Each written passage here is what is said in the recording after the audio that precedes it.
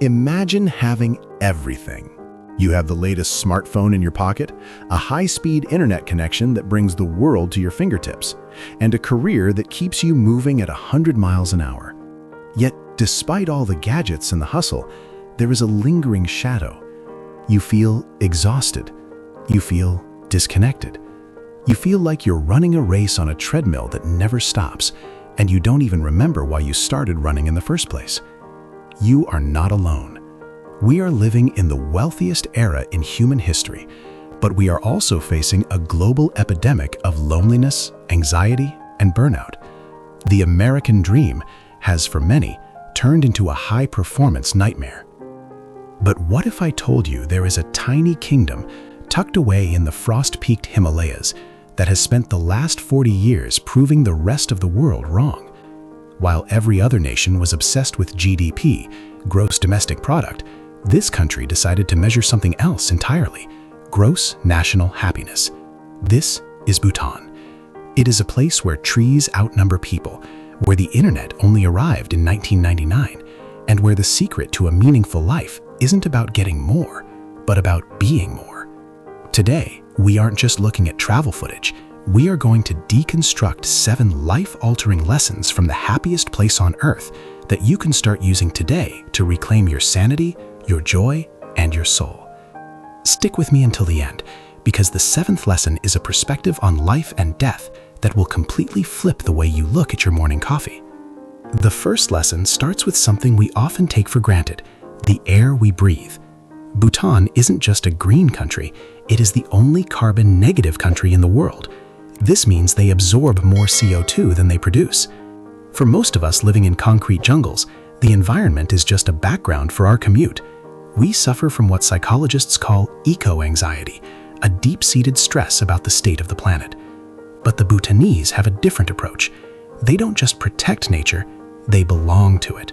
Over 70% of their land is covered in forest because their constitution demands it. The lesson here for you is the carbon-negative soul. We are constantly absorbing the pollution of digital notifications, toxic news cycles, and office politics. You need to forest bathe, even if you live in a city.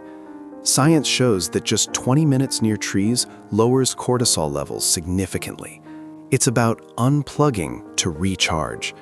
If you're feeling burned out, your soul is likely running a carbon surplus. You are taking in too much noise and not enough silence. Start small. Take a walk without your phone. Feel the ground. Realize that you are a part of a living, breathing ecosystem, not just a cog in a corporate machine. This leads us to the second lesson, which might sound a bit morbid at first, but it is perhaps the most powerful tool for mental health: the meditation on death.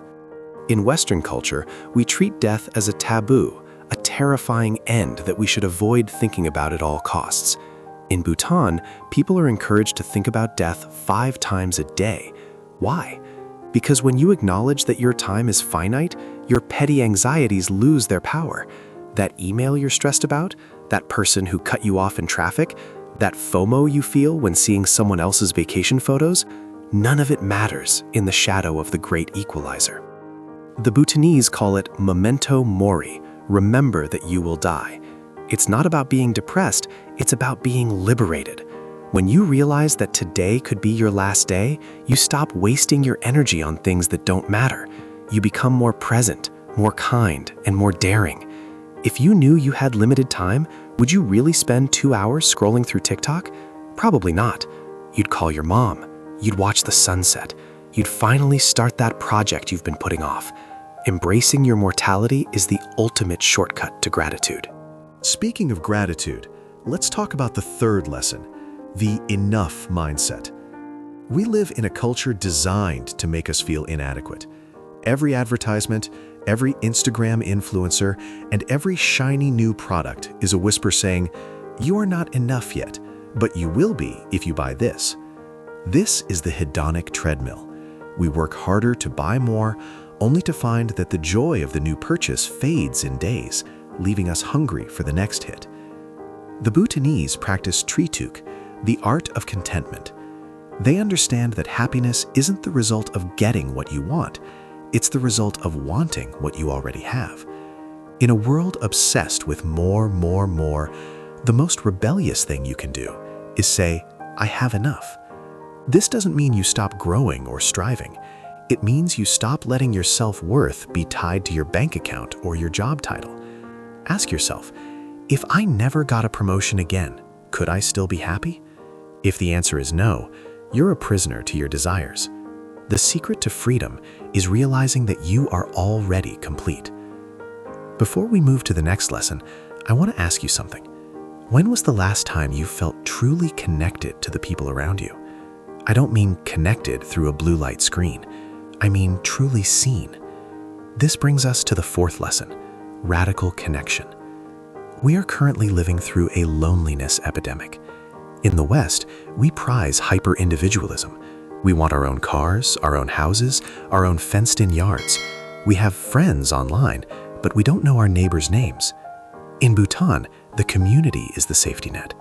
They view every citizen as part of an extended family.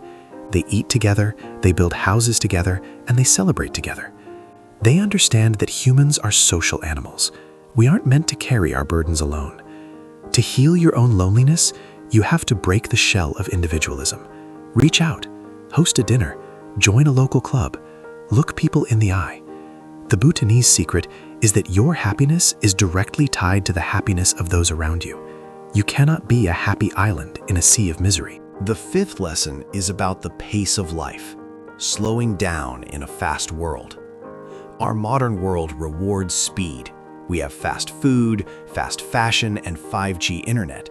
But have you noticed that the faster we go, the more stressed we become? We've forgotten how to just be.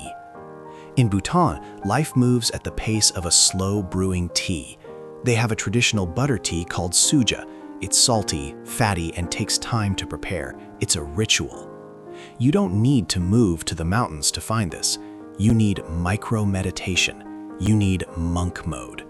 This means carving out periods of your day where you are intentionally slow. Drink your coffee without checking your phone. Walk to your car without listening to a podcast. Give your brain a chance to catch up with your body. We think we're being productive by multitasking, but all we're doing is fracturing our attention. When you slow down, you realize that most of the emergencies in your life are just illusions created by a culture of urgency. Now, look at how you're dressed or how you present yourself to the world. This leads to lesson 6, the protection of identity. In a globalized world, everything is starting to look the same. Every city has the same coffee shops, the same fashion trends, and the same aesthetic. We are losing our roots, and with them, our sense of belonging. The Bhutanese are fiercely protective of their culture. They wear their traditional dress, the go and the kira, not because they have to, but because it connects them to their ancestors. There is a deep psychological strength in knowing who you are and where you come from. When you have a strong internal identity, you don't feel the need to constantly reinvent yourself to fit in with the cool crowd. You become immune to the FOMO of modern trends. Find your core values. What do you stand for? What are the traditions of your family or your heritage that you've let slide? Grounding yourself in your own history makes you unshakable in the face of a changing world. Finally, we reach the seventh and most profound lesson: spirituality without religion. While Bhutan is a Buddhist nation, the lesson for the global audience is much broader. It's about mind fitness. They view meditation and mindfulness not as a religious chore, but as a gym for the brain. Just as you wouldn't expect to be physically fit without exercise, you can't expect to be mentally healthy without training your mind. Most of our suffering comes from our thoughts, the regrets about the past and the anxieties about the future. Meditation is the practice of coming back to the now. It's about realizing that you are not your thoughts. You are the observer of your thoughts. This simple shift in perspective is the ultimate hack for mental health. It allows you to stay calm in the middle of a storm. So here is your Bhutanese challenge for the next 7 days. First, walk for 15 minutes every day without any electronics. Second, find one thing you already own and decide that it is enough. Third, at least once a day, think about the fact that life is temporary and use that thought to be kinder to someone you love. Happiness isn't a destination you reach after you get the promotion, the house, or the perfect partner. Happiness is the way you drive your car on the road of life. It's a muscle you build. Bhutan isn't a fairy tale kingdom, it's a mirror. It shows us what we've lost in our pursuit of progress, and more importantly, it shows us how to find it again. If you're feeling burnt out or just need a reminder to breathe, comment the word HEAL below. I want to see how many of us are ready to step off the treadmill. And if this perspective shifted something for you, hit that subscribe button. We're exploring more ways to build a life that actually feels good on the inside, not just one that looks good on the outside. Until next time, remember, you have enough, you are enough, and it's okay to slow down. See you in the next video.